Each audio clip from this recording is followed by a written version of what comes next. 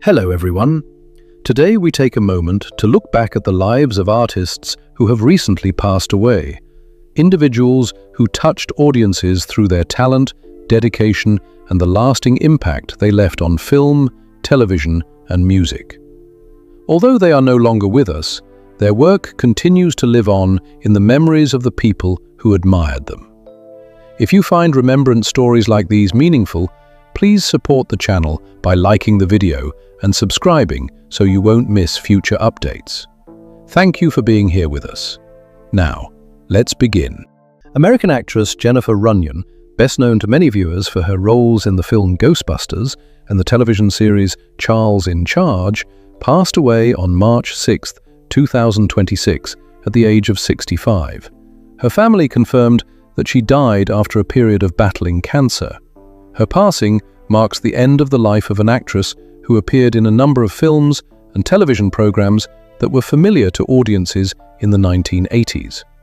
Jennifer Victoria Runyon was born on April 1, 1960, in Chicago, Illinois. She grew up in a family connected to the world of broadcasting and entertainment, which helped nurture her interest in the arts from a young age. Runyon entered the film industry in the early 1980s and soon appeared in the horror film To All a Good Night in 1980, marking her first role on the big screen. Throughout the 1980s, Runyon became a familiar face in both American film and television. She appeared in the popular supernatural comedy Ghostbusters in 1984, playing a small but memorable role in the ESP test scene alongside Bill Murray's character. During the same period, she also joined the sitcom Charles in Charge, where she portrayed Gwendolyn Pierce, helping her gain wider recognition among television audiences. In addition, Jennifer Runyon appeared in several other films and television productions, including Up the Creek, 18 Again, and the television movie A Very Brady Christmas, in which she played the adult Cindy Brady. After many years working in the entertainment industry, she gradually stepped away from acting to focus on her family life. Over the course of her career, Runyon came to be remembered as a familiar television actress of 1980s Hollywood, known for supporting roles that left a lasting impression on audiences who enjoyed American film and television. American musician Country Joe McDonald, the lead singer of the band Country Joe and the Fish, and one of the voices closely associated with the anti-war movement of the 1960s, passed away on March 7, 2026, in Berkeley, California, at the age of 84. According to information from his family, he died after living for many years with Parkinson's disease. His passing marks the loss of an artist who represented the spirit of protest and social change in American music. Country Joe McDonald, born Joseph Allen McDonald, was born on January 1, 1942, in Washington, D.C., but grew up mainly in California. During his youth, he developed an interest in folk music and in the social issues unfolding in the United States. After serving for a period in the U.S. Navy, McDonald moved to Berkeley, which was becoming a center of student activism and anti-war movements during the 1960s. In 1965, he and guitarist Barry Melton formed the band Country Joe and the Fish. The group quickly became part of the San Francisco psychedelic rock scene. The band gained widespread recognition with the song I Feel Like I'm Fixin' to Die Rag, a satirical song about the Vietnam War. The song became especially famous when McDonald performed it at the Woodstock Festival in 1969, in front of hundreds of thousands of people. After the band dissolved in the early 1970s, McDonald continued his career as a solo artist. Over the following decades, he released numerous albums and frequently performed at folk and cultural events. In the history of American music, Country Joe McDonald is remembered as an artist closely linked to the turbulent era of the 1960s, when music became an important voice for social and political expression. American actor Eric Dane, best known for his role as Dr. Mark Sloan on the television series Grey's Anatomy, passed away on February 19, 2026, in Los Angeles at the age of 54. His family confirmed the news, stating that he passed away peacefully after facing health issues for many years. His passing marks the loss of a familiar face in modern television. Eric William Dane was born on November 9, 1972, in San Francisco, California.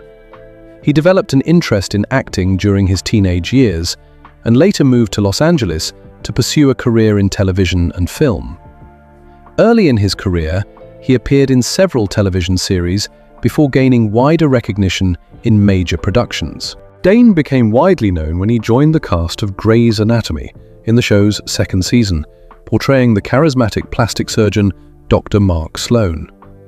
Originally introduced as a guest character, Mark Sloan quickly became one of the most popular figures in the series. The role earned him global recognition and the nickname McSteamy among fans of the long-running medical drama. In addition to Grey's Anatomy, Eric Dane appeared in several other notable projects, including the HBO series Euphoria and films such as X-Men, The Last Stand, Burlesque, and Marley and Me. Over the course of his career, he became known for his confident screen presence and steady performances across television and film. His work remains a memorable part of contemporary American entertainment.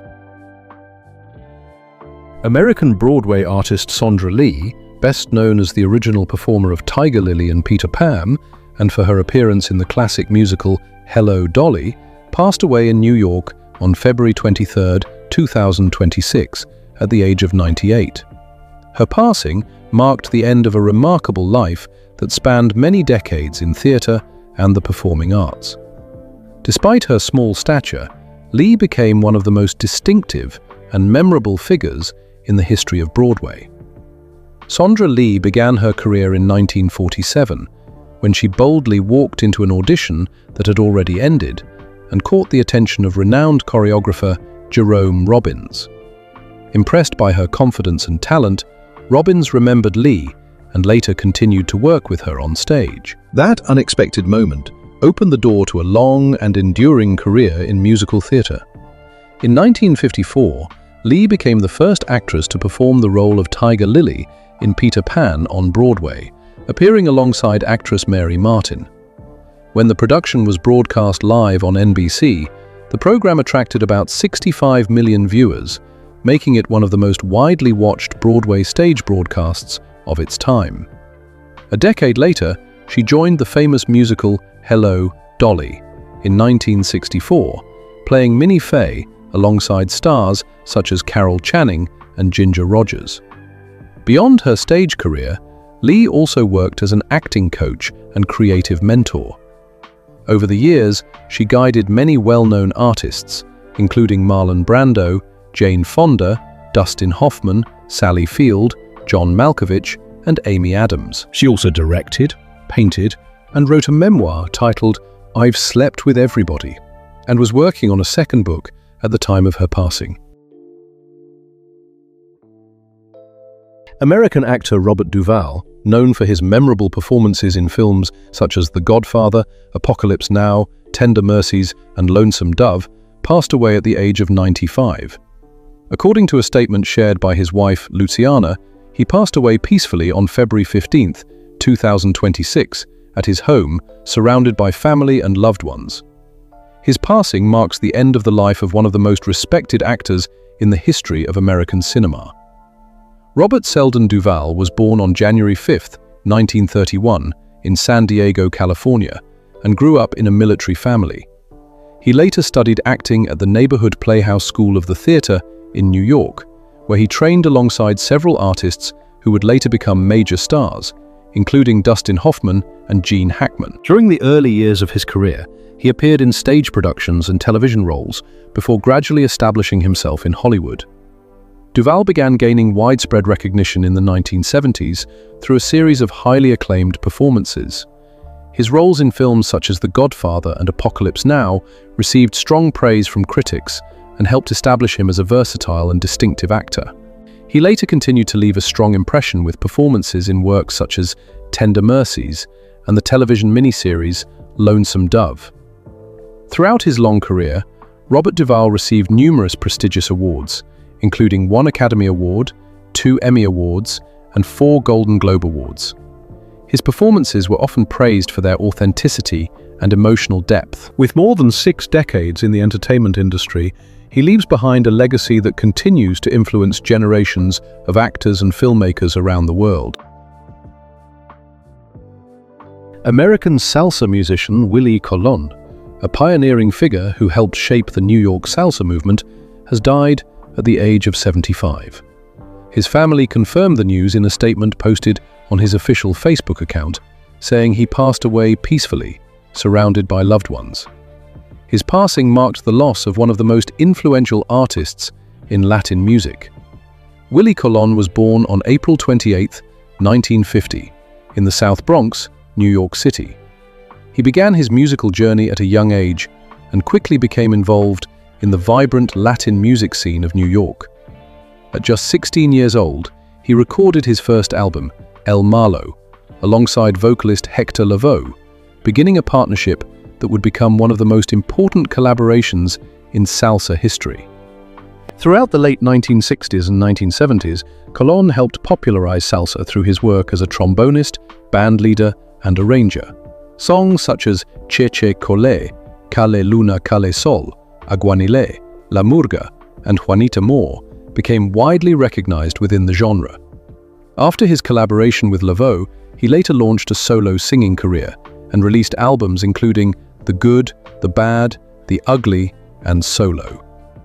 Over the course of his career, Willie Colon released more than 40 albums and earned 9 gold records and 5 platinum records, selling over 8 million albums worldwide.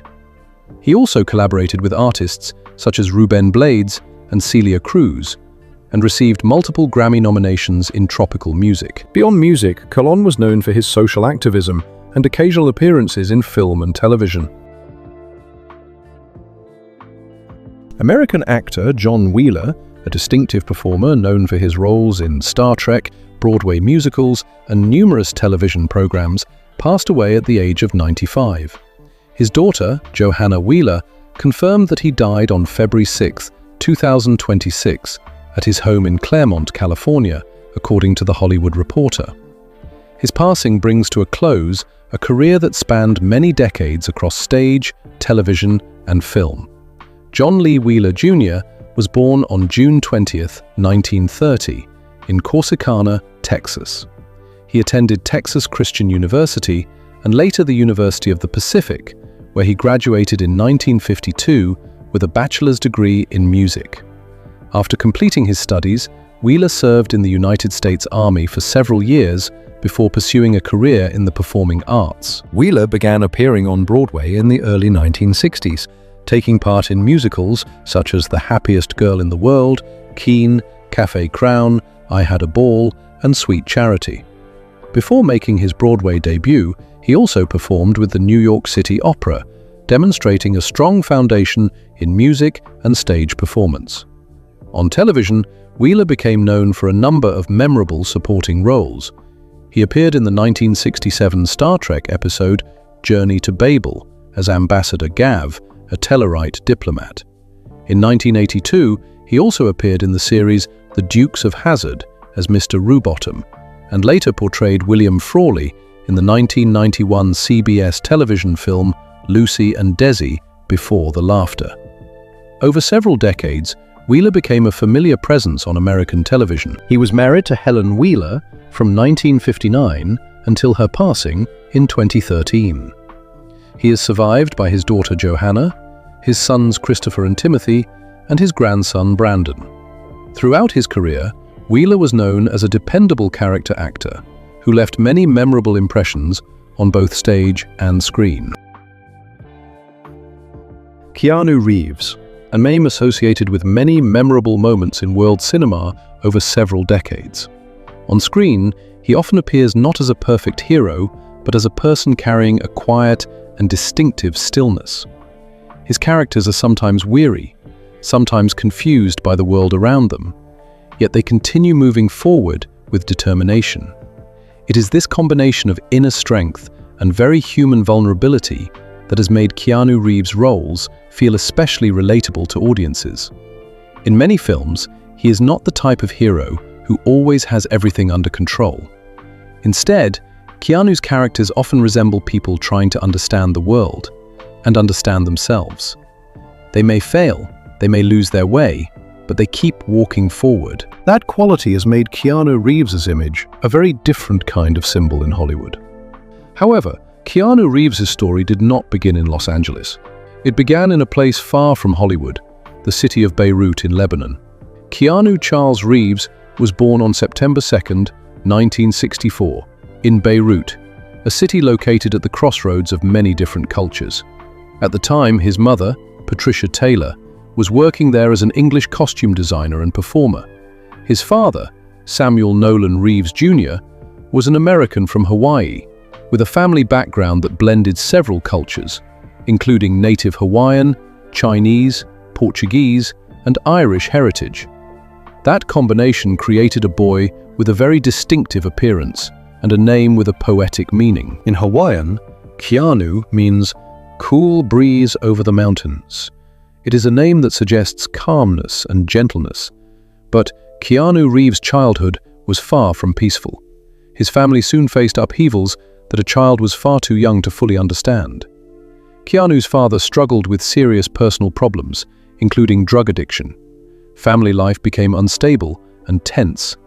When Keanu was only 3 years old, his father left the family completely. That departure left a large, empty space in the young boy's life. Keanu only saw his father once more when he was around 13 years old, during a brief meeting on the island of Kauai in Hawaii. After that, his father was arrested and later imprisoned for involvement in drug trafficking. That meeting became the last memory between father and son. For Keanu Reeves, growing up without a father figure had a profound influence on the way he viewed the world around him. It led him to understand at an early age that life can be fragile and that things do not always unfold according to the plans people expect. After his father left, Keanu's mother had to raise the 2 children on her own. Patricia Taylor decided to leave Lebanon in search of a more stable life for her family. From that moment on, Keanu's childhood became closely tied to constant moves across different countries. The family moved to Sydney, Australia, for a short period of time. Then they moved again to New York. Eventually, they settled in Toronto, Canada, when Keanu was about 6 years old. Toronto became the place where Keanu grew up and later became a Canadian citizen. The city offered a vibrant and multicultural environment, but family life still remained far from stable. Keanu's mother remarried several times, stepfathers came and went, and Keanu's childhood continued to be shaped by constant changes. These changes did not only affect his home life, but also his experience in school. Throughout his school years, Keanu Reeves often struggled to adapt to the traditional education system. One of the main reasons was dyslexia. For Keanu, reading and writing were not as easy as they were for many other students. Lines of text on a page sometimes became a real challenge. School assignments often took much longer for him to complete and sometimes made him feel out of place compared to his classmates. Within just a few years, Keanu attended several different schools. He studied at 4 different high schools within 5 years. The constant changes made it difficult for him to build long-term friendships or find stability in his education. At school, Keanu was often seen as a somewhat rebellious student. He was eventually expelled from the Etobicoke School of the Arts, an art school in Toronto, for behavior he later described simply as a bit too impulsive. But behind that rebellious image was a young boy trying to find a place where he truly belonged. Amid all those struggles, Keanu Reeves found 2 places that gave him a sense of freedom. One was the ice rink, the other was the stage. On the ice, Keanu became an excellent hockey goaltender. He played with intense passion and was given the nickname The Wall by his teammates because of his powerful ability to block shots. For many years, his greatest dream was not to become an actor. He wanted to become a professional hockey player and represent Canada at the national level. But life sometimes changes direction in unexpected ways. A serious knee injury ended Keanu Reeves' hockey dream, and that moment forced him to search for a different path for his future. Before Keanu Reeves became one of the familiar faces of global cinema, there was a quiet turning point that changed the direction of his life. It did not happen in Hollywood. There was no red carpet, no cameras, and no large audience. It was simply a small stage during a school performance. During his teenage years in Toronto, Keanu Reeves was not the kind of student who stood out in class. School was always a challenge for him, especially because dyslexia made reading and writing much more difficult than it was for many of his classmates. Assignments often took him longer to complete. Long reading passages sometimes left him feeling tired and impatient. At school, Keanu was often seen as a slightly rebellious student, someone who sometimes spoke too directly and did not always follow the rigid rules of the classroom. But outside the classroom, he found places where he could breathe more easily. One of them was the ice rink. Hockey is almost inseparable from youth culture in Canada, and Keanu Reeves quickly developed a strong passion for the sport. On the ice, the difficulties he experienced in school seemed to disappear. Instead, there was the speed of the game, the sound of skate blades cutting across the ice, and the complete focus required for every play. Keanu played as a goaltender. He became well known on the team for his quick reflexes and his toughness in the face of powerful shots. His teammates even gave him the nickname The Wall because of his determined ability to block the goal. For many years, Keanu Reeves's biggest dream had nothing to do with acting. He wanted to become a professional hockey player. He imagined one day representing Canada, stepping into large arenas and competing in the Olympic Games. For the teenage Keanu, this seemed like the clearest path toward the future. But life sometimes changes direction very suddenly. A serious knee injury ended Keanu Reeves's hockey dream before it truly had the chance to begin. The injury affected more than just his physical abilities. It created a large, empty space in his life. The sport that had once given him a sense of purpose and direction was suddenly gone. During that time, Keanu began returning to something else he had tried when he was younger: the stage. When he was 9 years old, Keanu had already participated in school plays, including a performance of the musical Damn Yankees.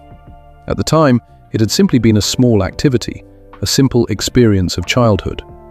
But after the hockey dream ended, the stage began to feel like a new path. Standing in front of an audience, Keanu realized that acting gave him a unique sense of freedom.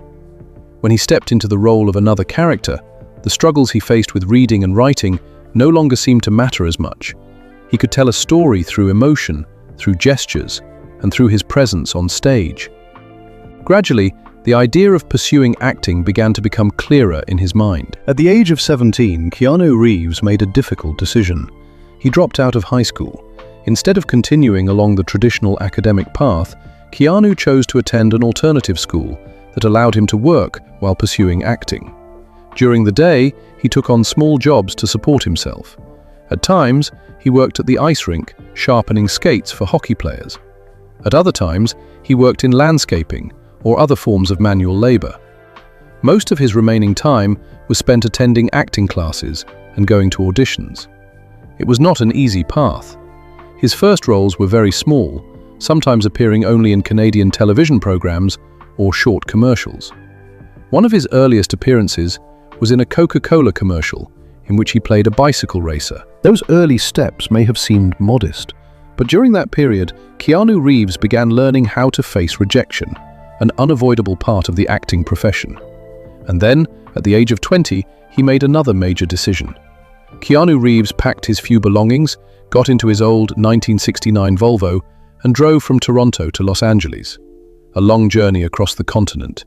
Ahead of him was Hollywood, and an entirely new chapter of his life waiting to begin. When Keanu Reeves arrived in Los Angeles, he did not arrive as a rising star. There was no major contract, no famous agent, and no promise of success. He arrived, much like many other young people who had come to this city before him, with an old car, a few small roles in his resume, and a vague belief that he might be able to find his own path. Hollywood is a place of dreams, but it is also a place of intense competition. The early days in Los Angeles were not easy for Keanu Reeves. He lived in small apartments, sometimes sharing space with others to save money. Finances were always something that had to be carefully considered. During the day, he drove across the city to attend auditions. At night, he worked various small jobs so that he could stay in Los Angeles a little longer. Keanu's earliest roles were modest. He appeared in a few small films and television programs, sometimes with only very brief supporting roles. One of his first Hollywood films was Youngblood, in 1986. In that film, Keanu played a Canadian hockey goaltender. It was an interesting role, because in real life, hockey had once been his greatest dream. Even so, these early roles did not immediately turn Keanu Reeves into a widely recognized name. He still had to keep auditioning, still had to keep waiting, and still had to accept the familiar experience of rejection. But during that period, Keanu began to learn something important. He learned how to observe. On film sets, he paid attention to how directors worked with actors. He observed how experienced performers built their characters. He listened carefully to how scenes were constructed and how emotions could be communicated through very small details. For Keanu Reeves, those early years in Hollywood became a kind of unusual classroom. Not a classroom in school, but a classroom created by life and work itself. Meanwhile, the auditions continued. There were days when he drove from one location to another, carrying the hope that this time things might be different. But most of the time, the answer was still silence or a polite rejection. It was a period that required patience, a period when success still seemed very far away. However, Keanu Reeves was not someone who gave up easily. His childhood filled with constant change, the difficulties he faced in school, and the need to find his own path had already taught him how to keep moving forward, even when things were not easy. And then, after many auditions, an opportunity finally began to appear. In 1986, Keanu Reeves received a role in the film River's Edge. The film told a dark story about a group of teenagers forced to confront a horrifying crime in their small town. In the film, Keanu was not the loudest or most attention-grabbing character, but he brought something different, a quiet emotional presence and a very human vulnerability that audiences could easily feel. The film received strong praise from critics, and for the first time, the name Keanu Reeves began to be mentioned more frequently within the film industry. But the true turning point in his career was still ahead. And it would arrive in a way that even Keanu Reeves himself could not have predicted. For Keanu Reeves, the major turning point in his career did not arrive immediately. After his early years in Los Angeles, struggling with small roles and many unsuccessful auditions, the road ahead still seemed uncertain. There were no clear signs that he was about to become a familiar face in the film industry. But eventually, an opportunity appeared, and when that opportunity came, it completely changed the direction of Keanu Reeves's career. In 1989, Keanu Reeves appeared in the science fiction comedy Bill and Ted's Excellent Adventure. In the film, he played Theodore "Ted" Logan, a somewhat naive high school student who was always full of enthusiasm. Together with his friend Bill, Keanu's character travels through time in order to complete their history presentation. The idea of the film was fairly simple, but it carried a very unique energy. Ted Logan was not a complicated character in the traditional sense. He spoke slowly, sometimes a little foolishly, and looked at the world with a very sincere sense of optimism. But it was precisely that sincerity that made the character memorable. On screen, Keanu Reeves brought a natural innocence and humor to Ted, allowing audiences to connect with him almost immediately. The film unexpectedly became a major success. Lines from Ted's character quickly became familiar to audiences, and the movie helped Keanu Reeves become a face that more and more people recognized. For the first time, his name began appearing more frequently in conversations about the rising young actors of Hollywood. But that success also brought a new challenge. After Bill and Ted's Excellent Adventure, many people in the film industry began to see Keanu Reeves in a very simple way. They assumed he was only suited for humorous, somewhat naive roles, much like the character Ted Logan. Keanu understood that if he continued repeating that type of role, his career might quickly become limited. So he began searching for very different characters. In the early 1990s, Keanu Reeves appeared in a wide range of projects. He took part in the film My Own Private Idaho in 1991, an emotional story about two young men searching for meaning in their lives. In the film, Keanu starred alongside River Phoenix, a talented young actor whom Reeves would later always speak about with great respect. The film received strong praise from critics, and it demonstrated that Keanu Reeves was capable of handling roles that were far deeper and more complex than the comedic image audiences had previously associated with him. During the same period, he also appeared in several other notable projects. In 1991, Keanu Reeves played FBI agent Johnny Utah in the action film Point Break, where he starred alongside Patrick Swayze. The movie combined action, extreme sports, and a story about loyalty, creating a style that felt very different from many action films of that time. This role showed that Keanu Reeves could bring something new to the action genre. He did not appear as the traditional muscle-bound hero. Instead, his character often seemed uncertain, sometimes doubtful, and constantly trying to understand the choices he was making. That mixture of action and emotion made the character feel more realistic. However, the true turning point in Keanu Reeves' career was still ahead, and when it arrived, it would transform him from a promising young actor into one of Hollywood's biggest stars. That film was called Speed. Released in 1994, the movie tells the story of a city bus that has been rigged with a bomb. If its speed drops below 50 miles per hour, the bomb will explode. Keanu Reeves plays police officer Jack Traven, who must find a way to keep the bus moving while trying to save the passengers on board. With its relentless pace and intense action sequences, Speed quickly became one of the most memorable action films of the 1990s.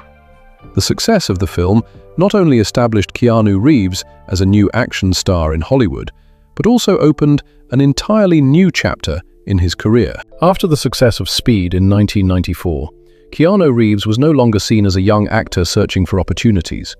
He had become one of the familiar faces of Hollywood. However, instead of continuing to follow the familiar formula of action films, Keanu began choosing a wide variety of projects. These choices made his career during the 1990s particularly diverse. In 1992, Keanu Reeves appeared in Bram Stoker's Dracula, directed by Francis Ford Coppola. In the film, he played Jonathan Harker, a young lawyer drawn into the mysterious and frightening story surrounding Count Dracula. The film had a very distinctive visual style, and working alongside veteran actors such as Gary Oldman and Anthony Hopkins gave Keanu valuable experience. A year earlier, he had already made a strong impression with his role in My Own Private Idaho, 1991. This film tells the story of two young men living on the margins of society, wandering through different cities in search of meaning in their lives. In the role of Scott Favor, Keanu Reeves portrayed a complex character, both rebellious and filled with inner conflict. The film received strong praise from critics and became one of the memorable works of independent cinema during that era. At the same time, Keanu continued appearing in films with broader entertainment appeal. Point Break, 1991, remains remembered by audiences as one of the distinctive action films of the 1990s. In the role of FBI agent Johnny Utah, Keanu Reeves presented a character who was both determined and thoughtful. The complex relationship between his character and the one played by Patrick Swayze created a story that was not only about action, but also about trust and choice. But the true turning point in Keanu Reeves' career came in 1999. That was when he appeared in the science fiction film The Matrix. In the film, Keanu played Thomas Anderson, a computer programmer who lives an ordinary life during the day, but operates as a hacker known as Neo at night. When he discovers that the world he lives in is actually a simulated reality created by machines, his life changes completely. The character Neo is not the typical action hero. He begins the story filled with doubt and uncertainty. But gradually, he learns to confront a new reality and discover the strength within himself. The combination of philosophy, action, and groundbreaking visual effects made The Matrix a global phenomenon. The film was not only successful at the box office, it also changed the way audiences viewed science fiction and action films. The fight scenes using the bullet time technique became one of the most iconic visual elements in modern cinema. And with the role of Neo, Keanu Reeves entered an entirely new phase of his career. He was no longer just an action movie star. He had become a symbol of science fiction cinema and popular culture. After the success of The Matrix, Keanu Reeves continued appearing in a wide range of projects, including the sequels to the film, as well as many other works across different genres.